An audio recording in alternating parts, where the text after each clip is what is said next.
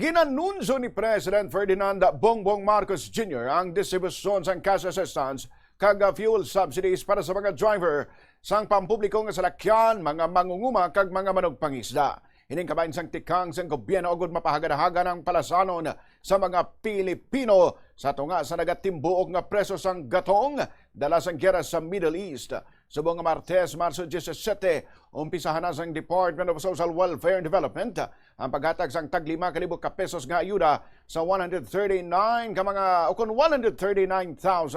tricycle drivers sa 17 ka local government units sa National Capital Region o NCR.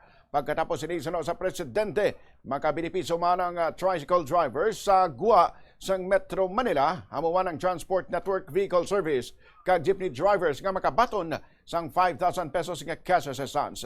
Sa katapusan nga semana sang Marso, ang fuel subsidy naman halin sa Department of Transportation ang mag-aabot.